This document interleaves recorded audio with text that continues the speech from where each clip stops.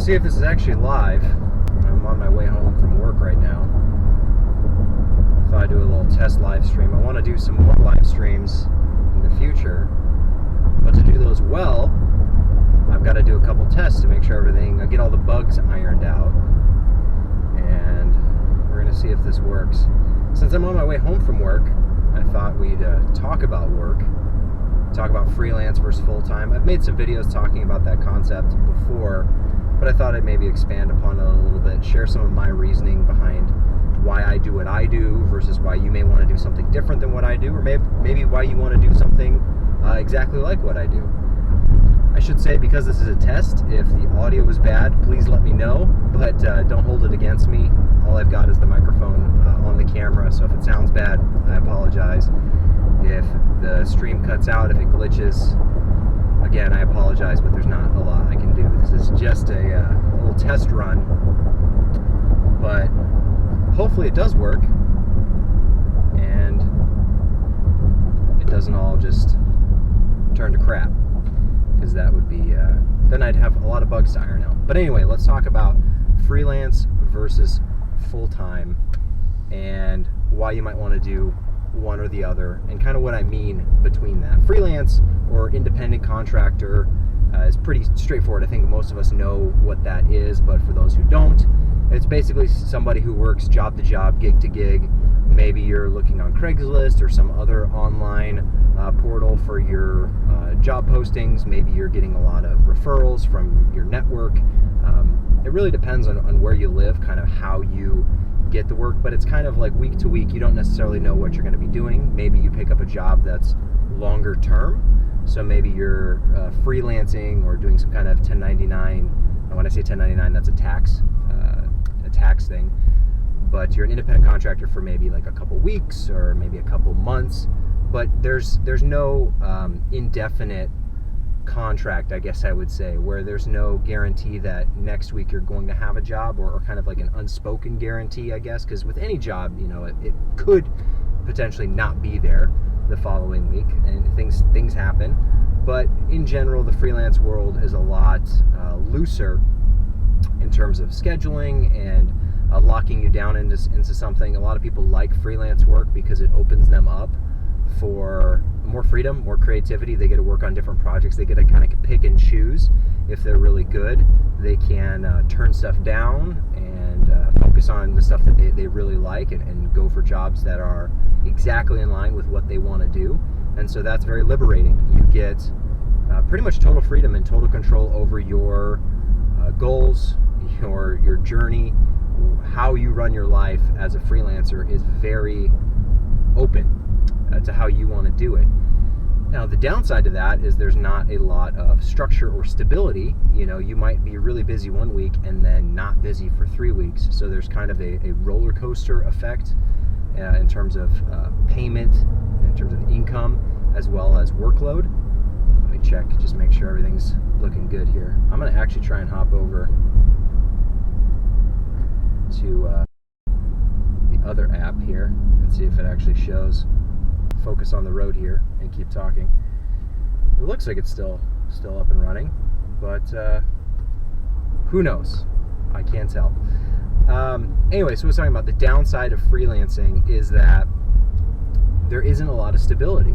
It's very risky. It's very open to market fluctuations. You know, if the economy's doing well, you might have more work. If it's not so great, or something happens, well, then your work isn't as financially rewarding, you could say. So there's a give and a take with freelance, as well as there's a give and a take with full-time. And what I mean by full-time, I guess it could be part-time as well, but basically committing to an organization or a company, a group, where you just do work for that one entity. And it could be your own company, and in that case it would be very close to freelance, and I almost would consider it a freelance thing if you're running your own company. So much of that, in terms of bringing in new clients, keeping revenue flowing, is very similar to the freelance world, except the freelance independent contractor thing is more of like an individual, rather than if you started your own company and you had your own production group, you'd probably have a group of people and you'd have to hire them, and maybe you'd give them a full-time position or a part-time position, something with stability, but you yourself as the owner, you kind of assume some of that risk and the fluctuation in terms of workload. But so we got the freelance on the one side, and then the full-time or the salary, W-2 in tax lingo. That'd be somebody who signs up for a job to work, let's say 40 hours a week is probably a full-time position, 40 hours a week, and you know that Monday through Friday, every week, 8 to 5 usually, you're going to go to the same place and do the same kind of work. It depends on the company you work with. If it's a brand, maybe you're doing work for that brand. Maybe it's a full-time production company, so you're doing work for a bunch of different brands. That's what I do. So I work for a video marketing agency called Wirebuzz. It's also a production company. I'm the director of video production there, and we work for all sorts of different clients. Every week it is something kind of new, but my job is showing up Monday through Friday, 8 to 5 most days. Sometimes there's weekends, sometimes there's extra hours involved depending on the shoot, depending on the project. But for the most part, it's a pretty normal job, what people would consider a normal job. And I really like that for me, myself, because that gives me the stability and the security and being able to have a family. I have a wife, I have a 13-month-old son, and so providing stability for them is really beneficial, and it's a lot harder to do that in the freelance independent contractor world. Not to say that it's impossible, you certainly can. There's just a lot more of a hustle and a grind to finding the work yourself week in and week out.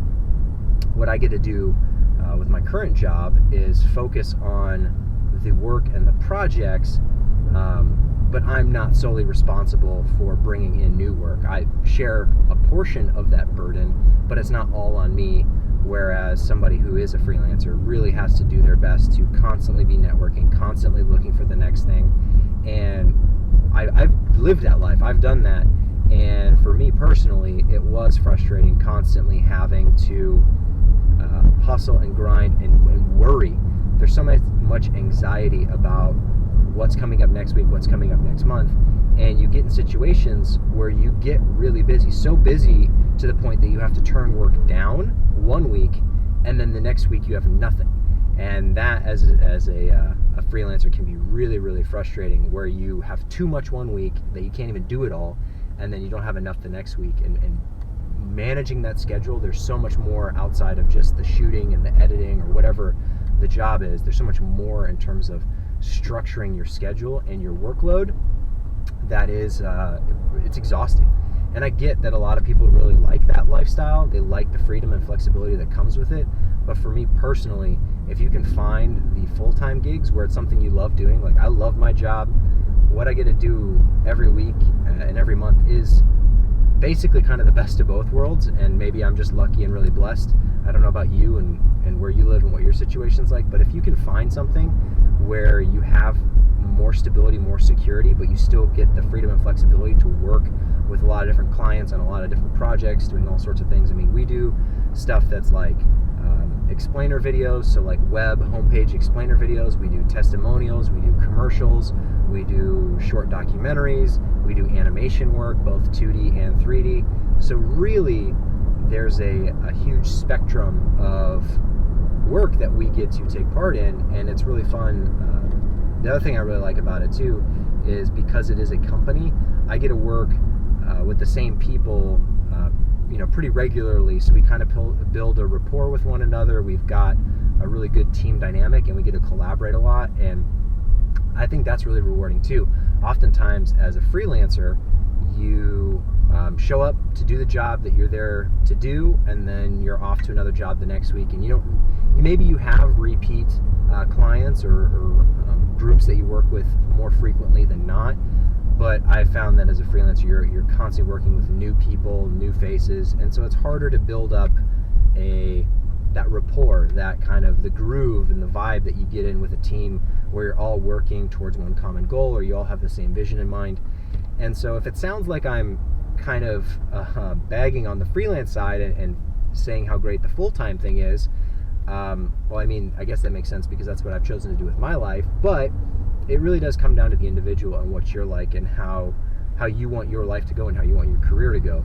I definitely see the benefit to the full-time salary position, but there are some downsides to that too. It can be a little bit more limiting in terms of the breadth or the variety of projects you get to work on. There are sticky situations you get into when you have to work a weekend or you have to work overtime, but like you're a salary position, so your normal work hours are 8 to 5, but you have to put in more one week. How do you handle that?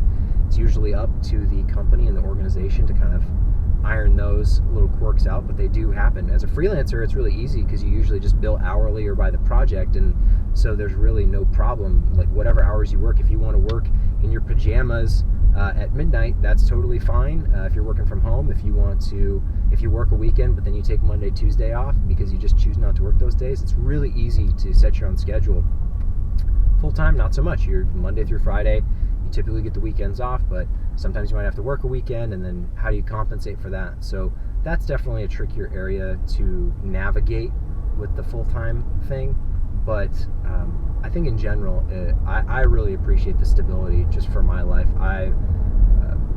Growing up, one of the reasons I didn't move out to LA after film school was because I didn't want to have to go do that hustle and grind and not be able to focus on my personal life either. And I think nowadays with YouTube, with the internet, there's so much freedom and especially cameras being so cheap and just software being really, really affordable.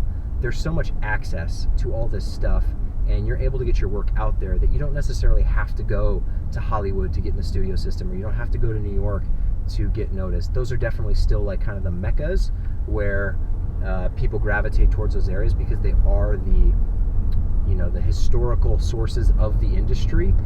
But I think that that's becoming less and less frequent. You look at, you've got YouTubers now who live pretty much anywhere where they want to live. You've got people doing production in pretty much every state because almost every company now needs video content. Any business, any brand out there needs video, and they're not all in LA or New York. They're all over. So a lot of times they'll work with local companies or companies in the area or freelancers in the area. So I found that when I went to film school to get into film, a lot of people were like, oh, you're going to go make movies? You can go make TV? And I'm like, yeah, I would love to do that. That'd be awesome. And I've done a couple independent, films. But at the same time, when I went to film school, I saw that the industry was changing. It was evolving. It wasn't just about movies and TV. It was also about the internet and YouTube and Vimeo. And whether that's music videos or documentaries or YouTube channels or branded content, sponsored content, whatever it is, the video film, what once was considered just film, the video world has exploded, and it's only becoming more and more prominent when you look at websites and social media. Like, video is everywhere, and it's only becoming more and more prominent, more and more key. That's why I really think that I'm really glad that I did the film school route and got kind of that more traditional education, but still did a lot on my own, kind of do-it-yourself, independent mentality, and staying in Arizona so I could build a family and have a little bit of that stability for my personal life, for my own sanity, has been really nice for me. And I love my life, I love my job, and when you can find that sweet spot for you, focusing on what it is that you want, knowing, do you want to be a freelancer independent contractor? Do you want that freedom? Do you want that flexibility? Do you want to go work for another company that gives you a little bit more of the stability, more of the security? Or do you want to just do your own thing? Maybe start your own YouTube channel. That's certainly, it can be a lucrative career for some if you're good at it and you focus on it. So there's so many different areas to get plugged in. I think a lot of people have a problem committing to one thing. I'm just going to check this, make sure it's still going. It looks like it's still going.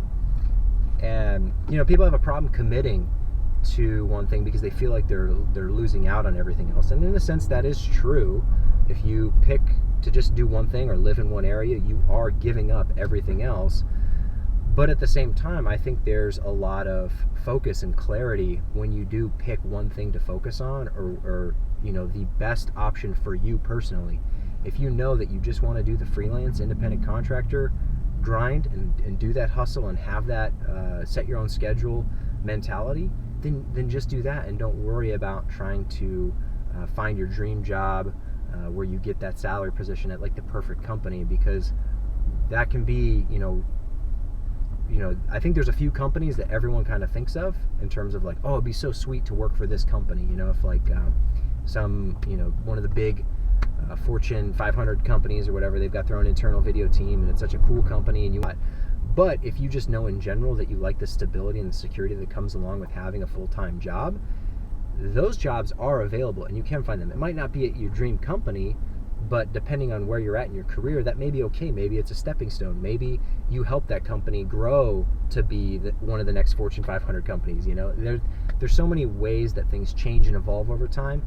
And I made a video a while back just kind of walking around the streets of San Francisco, and I was like, the point of that was you just keep moving. If you get stuck in, worrying about where you're going or committing to decisions or being overwhelmed in the analysis of it all, that's really bad. You don't want that to be paralyzed and not be able to make a decision, not be able to move forward. But at the same time, you want to definitely make decisions and commitments that are in line with what your goals are. So there's kind of a balance there that you've got to sort out. But in terms of the freelance versus full-time thing, for me personally, the full-time thing makes a lot more sense to me. But I get there's a lot of people who do not think like I do. There are a ton of people who are freelance, working from home or whatever it is. That's a little bit easier to work from home if you're an editor, animator, that kind of job. Production, on-set kind of stuff is a little bit harder. I guess, I don't really know how. You guess you're technically working from home, but you're still going somewhere for the shoot. So, but yeah, I have a lot of friends who have basically said they don't want the full-time thing. They're not interested in the salary. They want the freedom that comes with being independent. And I get it. It's just not for me. I've done it, and it is tiring. It is exhausting. And the one thing that I don't want to sound like is, even if you have a salary position, that doesn't mean you can get lazy or settle in or just kind of coast. Learning each and every day, picking up new skills, new talents. Every new project should be better than the last one. That's my mentality. I never want to just repeat and recycle the same thing I'm doing over and over again. Yes, there's going to be that from time to time by necessity. You kind of have to sometimes, but the more you can push yourself and figure out new ways to do things, better ways to do things, learn new tricks, new skills, and improve yourself in that salary position, that is the sweet spot for me, because you have the stability, you have the security, knowing that tomorrow you're going to be able to go to your job and you're going to get a paycheck, but then not having to worry about the scheduling and getting the next client and getting the next job. You can then focus on yourself and your own skills and your own talents a little bit more, and you maybe can spend all that extra energy, instead of worrying about booking the next client, you can do tutorials, you can watch YouTube videos, you can go out and shoot your own footage for your own YouTube channel, or do your own test footage, or your own I love about my job and having the full-time thing is that I'm not worried about where I'm going tomorrow, because I know, so I can think about other things, focus on my family, focus on my friends, or have some of that kind of mental downtime, I guess, working on YouTube content. All that stuff is so rewarding and beneficial, whereas when I was doing the freelance stuff, it's like every day, 24 hours a day, worrying about like how am I going to eat, how am I going to pay rent, how am I going to make the car payment. I've got to get a job, I've got to do, you get a great job one week, and then maybe the next week you have to take like 5 to do them because you need to be able to pay those bills. That is pretty defeating in my mind. I think it's kind of like I want to be growing and doing bigger and better things every week, and when it's taking one step forward and 2 steps back, that can be really frustrating and really defeating. And I think it burns a lot of people out eventually, and I think a lot of people eventually settle into something that's more of like a full-time thing. But you don't want to do that either. You never want to settle. You want to always be, eye on the prize. Where do you want to go, and then how do you get there and take those steps to reach that destination. I hope that makes sense. Hopefully it was helpful. I don't know if it even worked, seeing as it's a live stream for the first time. Beneficial. I definitely am open to doing more of them. I definitely appreciate any feedback you have. I wish I could have been, responding to any comments if there were any. Probably weren't, but if there were, sorry that I wasn't able to get to them. I am driving. If I'm doing this in a situation where I'm not driving, I definitely will be able to have my eyes on that feed, so it can be a little bit more live and interactive, where I can maybe take questions or something, if that's something people are into. If it sucks, if you hated it, if it didn't work, well, apologies. Like I said, it was just a test, so I'll let it kind of keep running its course. In the past, when I've done live stuff, there's always that kind of delay that I don't want to stop it too soon, and then it cuts off the back end. So please feel free, leave a comment. Don't have to subscribe. I assume you probably already are subscribed to the videos. I'm going to try and make them a little bit more entertaining, but related to this whole conversation of having a full-time job, it's kind of a challenge to focus on the YouTube stuff and make it as good as I want, just because, not having the time. I want to make sure I'm putting out regular content, getting the quantity, but then I also have to focus on the quality. So I try and find that balance as best I can. I think some videos don't necessarily need a lot of editing that I make. They're more conceptual.